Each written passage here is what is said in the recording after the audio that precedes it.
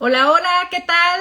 Muchas gracias por acompañarnos en esta transmisión en la que vamos a hablar sobre síndrome de ovario poliquístico en la adolescencia y cómo podemos afrontar cuando a nuestra hija la diagnostican con SOP. Yo soy la psicóloga Ana Arismendi, soy la directora del Instituto de Psicología de la Alimentación y me especializo en psicología de la alimentación. Y pues me va a acompañar aquí una de las nutriólogas del equipo del instituto, que es Carla Garza, para hablar de este tema. Mientras ella se une, les invito a que, pues de una vez si tienen alguna pregunta o duda sobre SOP en la adolescencia, la vayan preparando, la vamos a responder. Hola, Carla. Hola Ana, ¿cómo estás? Bien, ¿y tú? Contenta de compartir este espacio. Muy bien, gracias. Yo también muy contenta de estar aquí contigo, Ana. Carla, preséntate, por favor, para que la comunidad te conozca. Yo soy Carla Garza, soy nutrióloga y educadora en diabetes y trabajo en el Instituto de Psicología de la Alimentación. Y bueno, me gusta mucho también este tema de síndrome de ovario poliquístico. Sí, de hecho también te has especializado en este tema, ¿cierto? Así es. Y bueno, ya les platicaba en un inicio que en este en vivo vamos a hablar sobre el síndrome de ovario poliquístico en la adolescencia y cómo como mamás o adultas que acompañamos, qué podemos hacer para afrontar este diagnóstico pues como familia, ¿no? Acompañar a un adolescente con SOP. Y bueno, se nos hizo muy importante hablar de este tema porque la adolescencia es un momento como crucial y muy vulnerable relacionado a este tema del SOP. Generalmente mucha de la sintomatología comienza en esta etapa, sin embargo, en muchas ocasiones no es correctamente atendida. Y también el hecho de que se empiecen a presentar los síntomas de SOP en esta etapa de la adolescencia, donde pues hay muchos cambios corporales, empieza ya todo el tema de la sexualidad, más conciencia y preocupación por el cuerpo. Entonces, bueno, eso también puede poner mayor vulnerabilidad a las adolescentes, pues de empezar a generar una relación no tan sana con su cuerpo y que eso se replique en algunas quizá conductas de riesgo con la comida. Entonces, bueno, por eso queríamos abordar este tema y también porque creemos que hay poca información para las mamás, ¿no? O sea, de pronto puede ser que tu hija reciba este diagnóstico y tú no sabes nada de eso, ¿no? Y qué haces y cómo puedes acompañar a tu hija. Entonces, bueno, vamos a comenzar y lo primero que me gustaría que habláramos, Carla, es cómo se diagnostica el SOP en la adolescencia, porque antes de eso creo que es importante saber que el síndrome de ovario poliquístico pues cursa durante el ciclo vital de muchas mujeres, pero es diferente y los síntomas se presentan o los retos que puede implicar el SOP en diferentes momentos de la vida son distintos. Entonces, específicamente en la adolescencia, ¿cómo se presenta el SOP y cómo se diagnostica? Sí, Ana, hemos dicho en el live pasado y en el podcast, mencionamos los criterios de Rotterdam. Y hemos hablado de que justamente el SOP se diagnostica con estos criterios. Y voy a mencionarlos. Sabemos que cuando se cumple 2 de 3 criterios, que son 1, la oligoguanovulación, 2, hiperandrogenismo clínico y o bioquímico, estas hormonas sexuales masculinas incrementadas, y la presencia de ovarios poliquísticos. Pero ¿cuáles son las dificultades de diagnosticar en adolescentes, o sea, de diagnosticar SOP en adolescentes con estos criterios? Y era algo que queríamos mencionar. Uno de los puntos es que es muy común tener ovarios con múltiples folículos en esta edad, en niñas con y sin SOP. Entonces, bueno, ahí tenemos un punto en el que, justo porque uno de los criterios diagnósticos es presencia de ovarios poliquísticos. El segundo punto es muy común que haya irregularidades menstruales, ¿no?, con la ovulación, los primeros 2 años después de la primera menstruación. Y que bueno, aquí quisiera aclarar que también igual ciclos de más de 90 días son inusuales incluso en el primer año después de la primera menstruación. y que en adolescentes mayores de 15 años que no han presentado su primera menstruación también es importante como checarlo. Entonces, este es el segundo punto, que es común que haya irregularidades menstruales en esta edad. Y el punto número 3, hablando en cuanto a los andrógenos, es que no hay un consenso, como no está como que muy claro cuáles son los criterios clínicos para diagnosticar hiperandrogenismo o estas, como mencionaba, ¿no? Hormonas sexuales masculinas incrementadas. Entonces, aquí quisiera mencionar que no existen criterios diagnósticos adecuados para adolescentes. Sí. Y se sabe que, que muchas veces puede ser como esta parte de, bueno, esperemos a que crezca. O, bueno, pues sabemos que está en riesgo, o como que aquí vemos como algunas cuestiones y se queda como en pausa o no se da el diagnóstico. Y también a veces puede diagnosticarse SOP cuando puede estar relacionado a otras condiciones. Sí, entonces, exacto. Y por eso la importancia de acudir con un especialista que reciba una evaluación correcta para este diagnóstico. Y aquí como que obviamente está como esta parte de muchas personas, ¿no? Cuando llegan a la adultez, el decir, híjole, es que me hubiera gustado recibir tratamiento adecuado desde esa edad que empecé a presentar los síntomas. También porque es importante recibir tratamiento para evitar complicaciones, tanto reproductivas como metabólicas. Y yo aquí añadiría que pues mientras más pronto se hace el diagnóstico, pues por supuesto que se puede dar un tratamiento que evite esto que dices y también que evite temas de salud mental. Porque precisamente ya mencionaba, o sea, y a ver, nada más un poco como para dar continuidad, o sea, para las mamás que acompañamos o adolescentes que estén viendo esto, o sea, si ustedes también creo que es importante confiar en la intuición, ¿no? O sea, lo que ya decía Carla, o sea, si notan algo raro en su menstruación, si notan que no se ha presentado la menstruación y ya tienen más de 15 años, si pueden notar, por ejemplo, algunos cambios en la piel, ¿no? Mayor vello corporal, que de pronto hay cambios en el peso, sobre todo ese aumento de peso, o sea, vale la pena checarse. Creo que, como tú decías, algo que ocurre mucho es que en la adolescencia mucho se cree que es como, no, es que es parte de la adolescencia, ¿no? O sea, como es parte de los ajustes y como que ya pasará, ¿no? Entonces, creo que si hay esa sospecha de, a ver, no, esto no es natural o ya pasó mucho tiempo y esto no se ha regularizado, de verdad acudan con el ginecólogo porque o sea, en general no se diagnostica mucho y entonces o no se diagnostica correctamente y entonces hay el riesgo que tú decías, ¿no? De no dar un tratamiento pronto para ir previniendo algunos temas, pero también de salud mental. Y aquí me gustaría que nos detuviéramos un poquito más, porque como les decía, o sea, la adolescencia es este momento donde por el gran cambio hormonal, pues empiezan a haber muchos cambios en el cuerpo, pero también es una etapa de nuestra vida donde empezamos a hacer una transición de mayor individuación, es decir, salir, ¿no? de este huevito que es la casa, que es la familia, y empezar a como autodefinirnos, ¿no? ¿Quién soy? Y esto se da mucho también a partir de la relación con nuestro cuerpo, con este cuerpo cambiante, con un cuerpo ya mucho más abiertamente sexual, con un cuerpo que desea vincularse con otras personas. La adolescencia también es la gran etapa donde empieza a haber muchísimo bombardeo de la cultura de las dietas. Entonces, si a todo eso le añadimos que por el SOP puede haber cambios en el estado de ánimo, cambios en el peso, cambios en la piel. Incluso a mí, yo me he encontrado con algunas adolescentes que tienen esta preocupación de que hay algo mal en ellas porque su menstruación es diferente, porque no ha llegado su menstruación, cuando todas sus compañeras están menstruando ya de otra forma. Entonces, como que creo que también el no diagnosticar correctamente en esta etapa puede empezar a impactar en que empiece a haber insatisfacción corporal.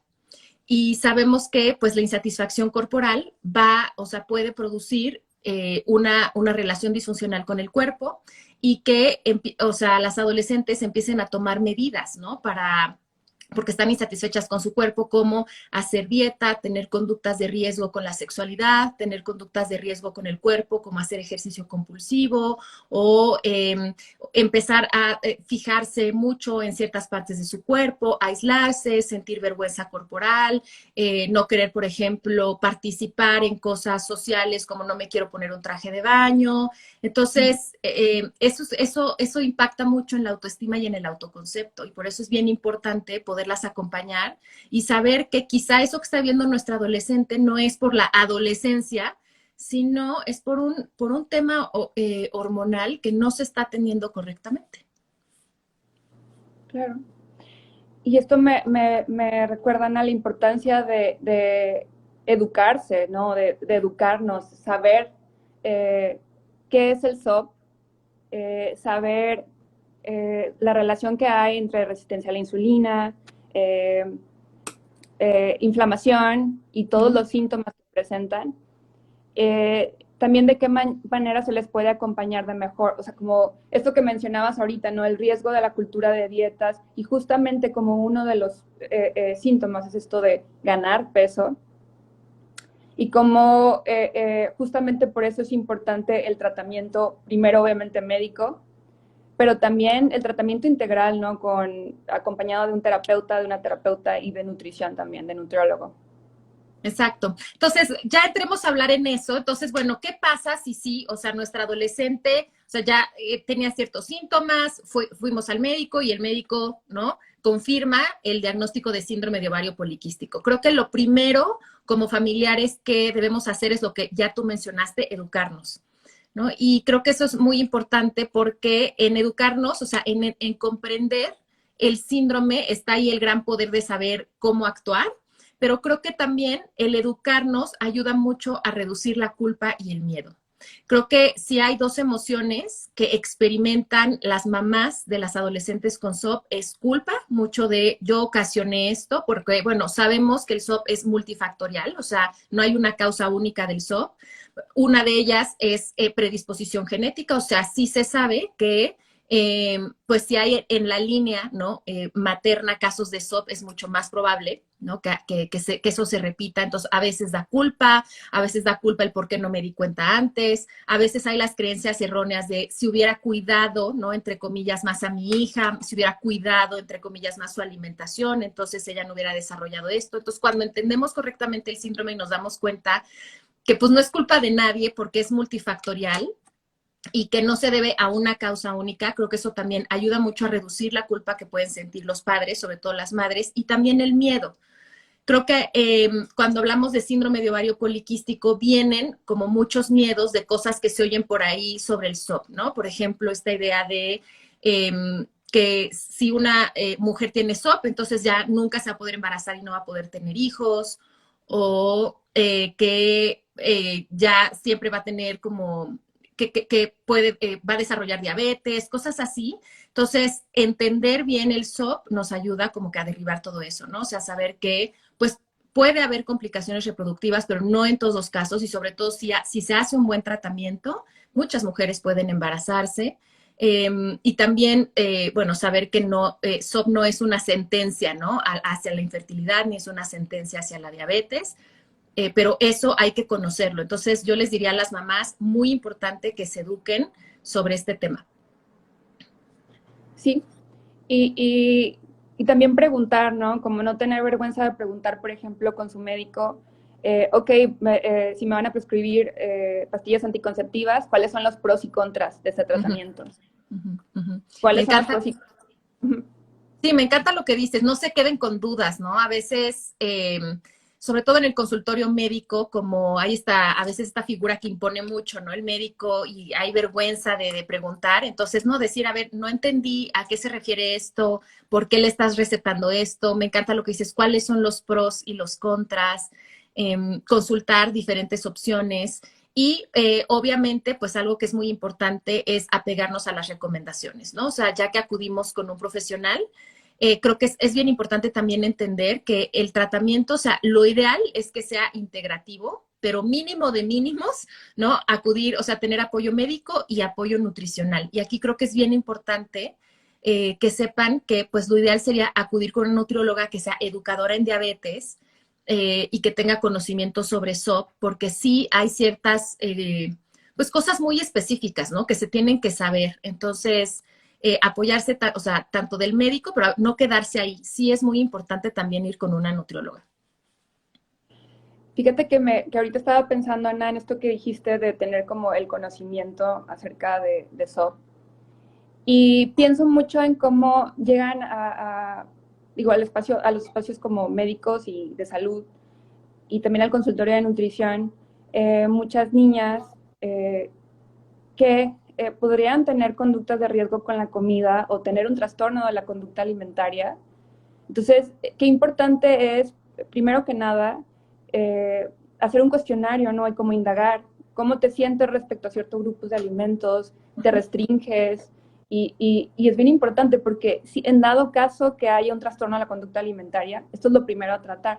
Uh-huh. Uh-huh. Y ahorita que estás hablando de esto, Carla, qué importante, ahorita estoy pensando también como profesionales de la salud, y, por ejemplo, para los profesionales de la salud que nos dedicamos a temas de trastornos de la conducta alimentaria, también conocer sobre síndrome de ovario poliquístico, porque muchas de las conductas que pueden estar presentando las personas que acuden a consulta con nosotros, puede ser que tengan su origen en un SOP o no diagnosticado o que no se está manejando correctamente. Entonces, o sea, pues ya saben que nuestra forma de comer, pues igual, o sea, tiene muchas causas, pero un desbalance hormonal pues es el que puede estar generando esto, que no se detecte correctamente las señales internas de hambre y saciedad, que haya más antojos de alimentos dulces, que haya esta sensación de no poder parar con la comida. Y a veces podemos estar haciendo muchas otras intervenciones que igual y sentimos que no funcionan del todo porque no estamos atacando también lo biológico. Entonces, por eso qué importante, en la medida de lo posible, si se puede buscar este como tratamiento integral, ¿no? O sea, tener los ojos de una nutrióloga, los ojos de un médico, los ojos también de una psicóloga. Y algo aquí también que se me hace importante es, en el tratamiento para el SOP, pues se indican varios, o sea, cambios en o sea, en los hábitos, ¿no? En el estilo de vida, no nada más en el tema de la alimentación, hay que cuidar, pues, el sueño, ciertos hábitos de higiene, movimiento, muy importante, pues también manejar esto de la relación con el cuerpo, etcétera. Y aquí me gustaría recomendar que, o sea, que se trate esto como familia. O sea, de pronto es como, bueno, la adolescente es la que tiene el tema, entonces ella tiene que comer especial, entonces ella es la que tiene que ir a hacer ejercicio. Entonces, pues eso también hace que muchas veces, o sea, como agrava esta sensación de soy diferente, hay algo mal en mí, pero también puede agravar esta sensación de aislamiento, ¿no? O sea, estoy yo sola con esto. Entonces, también el tratar de ver esto como familia, o sea, cómo, y porque aparte, pues muchas de las recomendaciones nos harían bien a todos, ¿no? Entonces, o sea, cómo entre todos, como familia, podemos favorecer el movimiento. Cómo podemos incorporar, ¿no? Ciertas de las recomendaciones nutricionales, cómo podemos como familia favorecer mejores hábitos de sueño y creo que eso también es muy positivo porque hace sentir al adolescente acompañada. Sí, y oye, Ana, es que, ¿sabes qué? Que no te estoy viendo, pero no sé si, no se ¿No carga estás como... bien? Yo no te veo a ti, pero tú sí me ves a mí. Sí. Ok, bueno, muy bien. Sí, esto es muy importante y creo yo, por ejemplo, también como al acudir a la consulta nutricional, está bien que la adolescente o a veces va sola, ¿no? Pero también está bien que los papás la acompañen. Uh-huh, uh-huh. Eh, y también es importante esto que decías de hacerlo en conjunto y que también se sienta apoyada, ¿no? Es importante porque muchos de estos cambios de pronto pueden haber barreras, no sé, en el tema de higiene del sueño, pues tiene que irse a dormir temprano, ¿no? Uh-huh. Y necesita como que el apoyo de los papás. Por ejemplo, hacer comidas varias veces al día, ¿no? Bueno, el apoyo de los papás para comprar la comida necesaria, para, de cierta manera, también preparación. Entonces, sí es muy importante y es muy relevante, ¿no? Uh-huh. Sí, ahorita que dices esto, o sea, creo que definitivamente, o sea, la familia tiene que hacer equipo con la nutrióloga, ¿no? O sea, no es de que pues ve a tu consulta de nutrición y hazle como puedas, porque precisamente también la adolescencia es esta etapa en la que pues sí, se va generando y ahí está hambre de mayor autonomía, pero la verdad los adolescentes, o sea, siguen siendo dependientes de sus padres, ¿no? Entonces, pues como dices, o sea, ¿quién va a comprar la comida?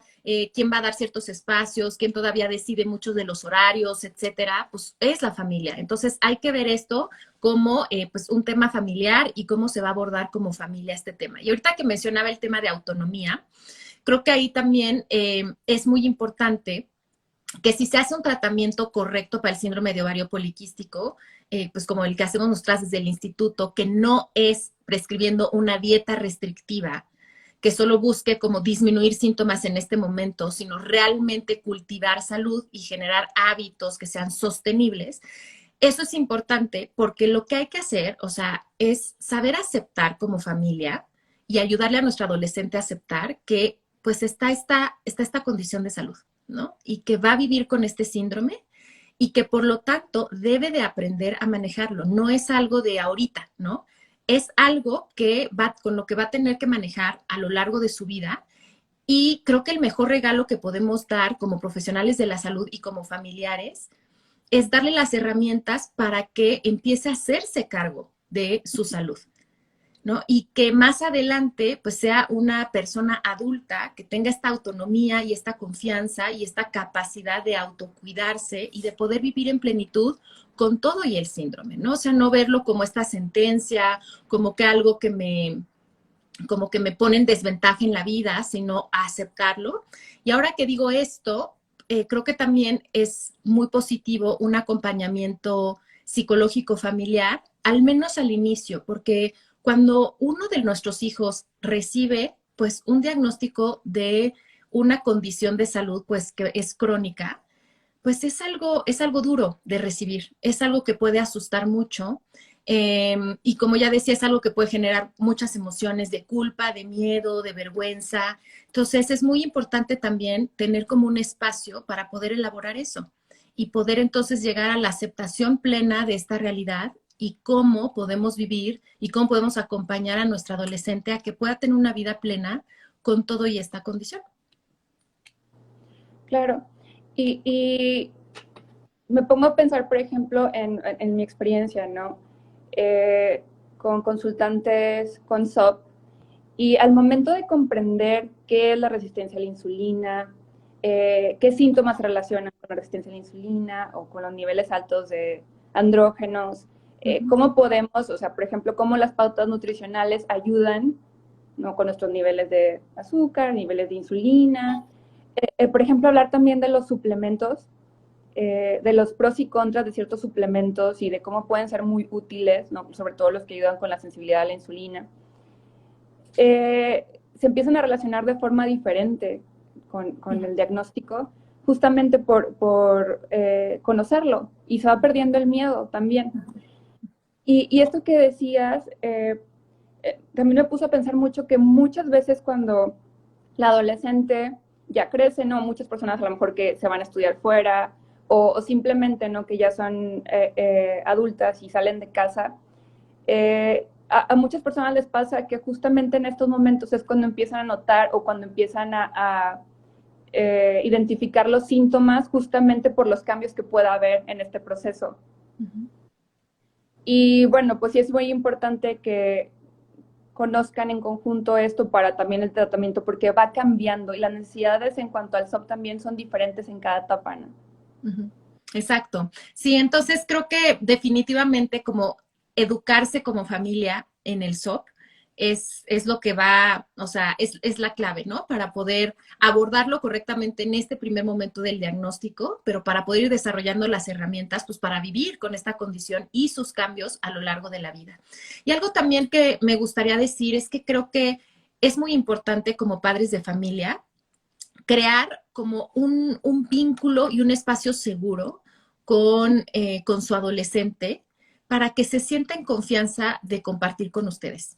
Entonces, creo que también eso es crítico porque para muchas puede ser muy abrumador vivir con los síntomas. Puede ser muy abrumador recibir tan joven un diagnóstico de una condición de salud. Puede dar muchísimo miedo. Y entonces, pues qué mejor que los padres de familia, y aquí me refiero a las mamás porque son principalmente las mamás las que acompañan, pero obviamente es cualquier padre de familia, pero que realmente sean un canal abierto, ¿no? Que puedan decirle a su adolescente, aquí estoy, vamos a hablar de este tema, que no haya ningún tema como prohibido, porque obviamente como el SOP tiene consecuencias, puede tener consecuencias reproductivas, a veces hay temas que pueden ser en algunas familias difíciles de tocar, ¿no? Como el tema de la sexualidad, como el tema de la relación con el cuerpo, como el tema de, bueno, ¿qué va a pasar con todos estos miedos que hay hacia la infertilidad? Entonces, muy importante, y para hacer un espacio seguro, quisiera decirle aquí a los papás y a las mamás, no lo tienen que saber todo, ¿no? A veces hay este miedo de, es que yo no sé todo sobre SOP y qué tal que mi hija me pregunta algo. Aquí, ser un canal seguro no tiene tanto que ver con saber las respuestas, sino con saber estar y saber acompañar y poderle decir a su adolescente, bueno, yo tampoco sé esto también es nuevo para mí, pero juntas vamos a aprender sobre esto, juntas vamos a encontrar la manera, juntas vamos a adaptarnos, saber que también, pues esto es una cosa de prueba y error, ¿no? Se va con un especialista y la nutrióloga pues da unas pautas y es este juego de decir, bueno, nos funciona como familia, qué necesitamos, cada caso es diferente, entonces poder estar abiertas a esta parte y decirle al adolescente, aquí estoy, vamos a probarlo juntas. Creo que el asegurarle al adolescente que no está sola y que se está haciendo equipo es muy importante y saber que hay la confianza para hablar.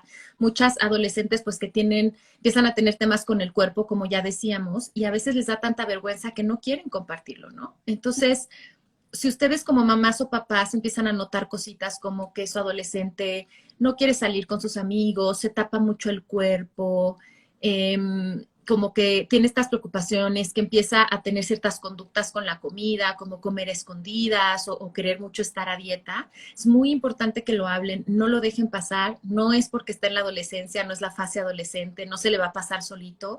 Es decir, hija, estoy notando esto, cuéntame qué pasa, cómo te sientes.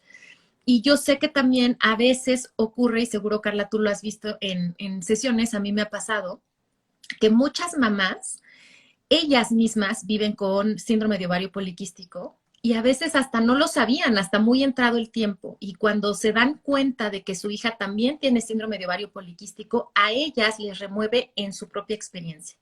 Y eso es muy normal, ¿no? Puede haber cosas que no hayamos sanado de nuestra propia experiencia con SOP como adultas y que cuando nuestra hija recibe el diagnóstico a nosotras se nos muevan. Entonces, pues por eso recomiendo mucho, si lo necesitan, acudan a un acompañamiento psicológico, háblenlo con su nutrióloga también, porque creo que hacer equipo como familia es súper importante. Y algo que no mencioné, Ana, es justamente que hay otras maneras de tratar el SOP y que no necesitamos recurrir como a dietas restrictivas, que justamente es lo contrario, el comer suficiente, hacer comidas regulares, justamente es lo necesario y es lo importante para también el balance hormonal o equilibrio hormonal.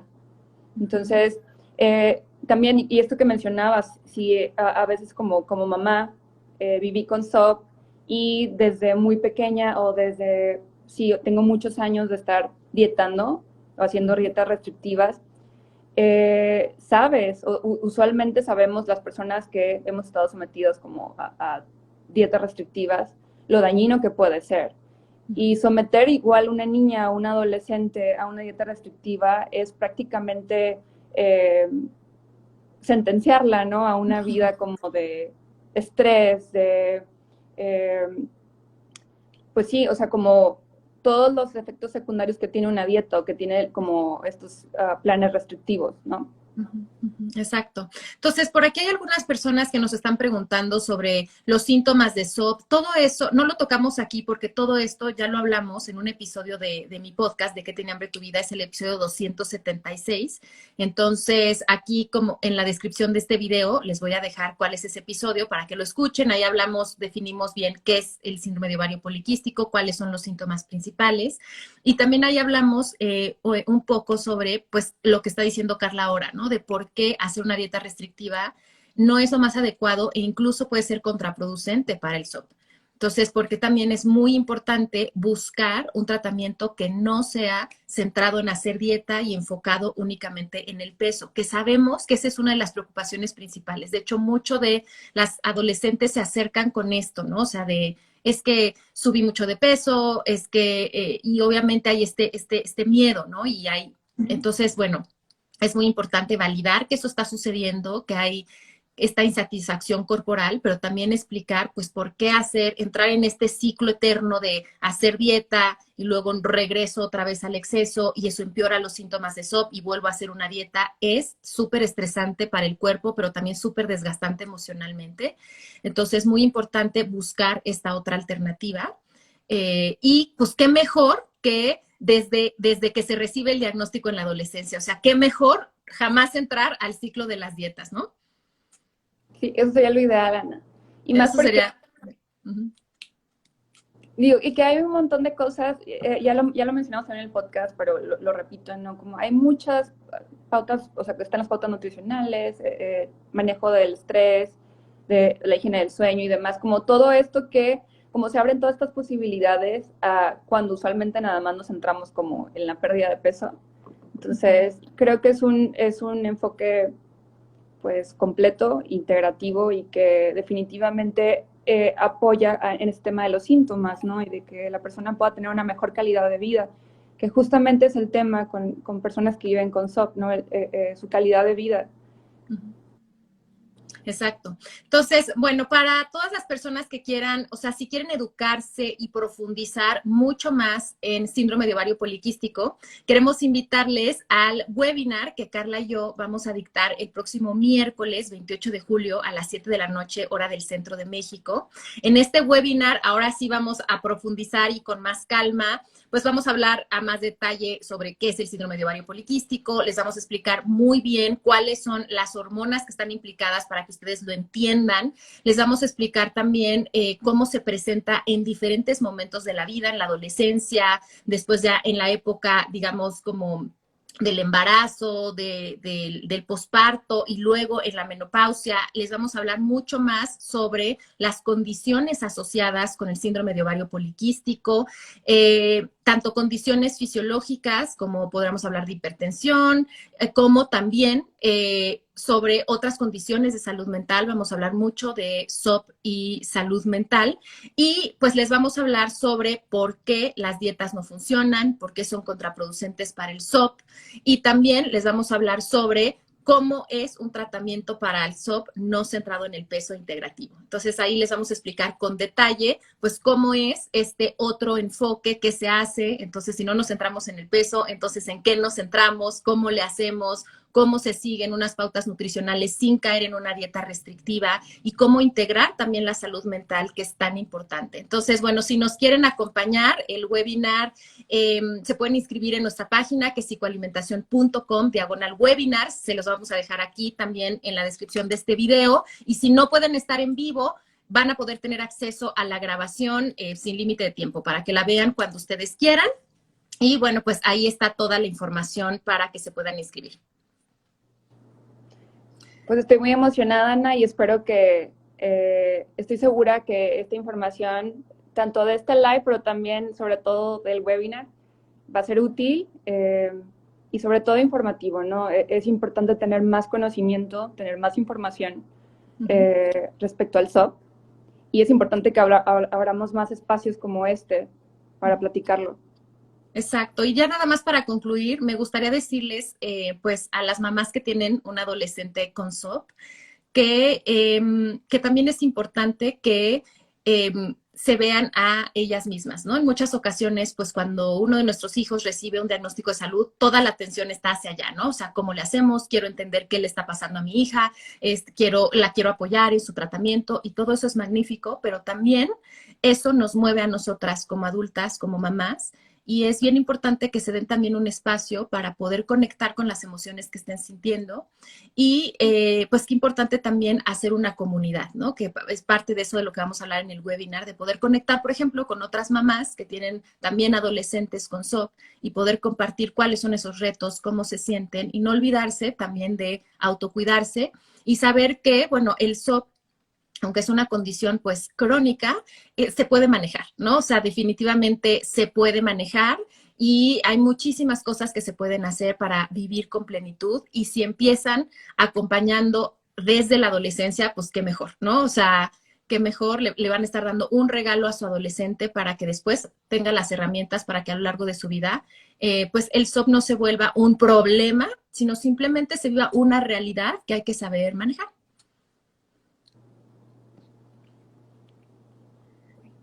Muy bien, comunidad. Pues muchísimas gracias por acompañarnos. Espero que esto les haya sido útil. Aquí pueden buscar también, tenemos otros lives en los que hemos hablado también sobre SOP.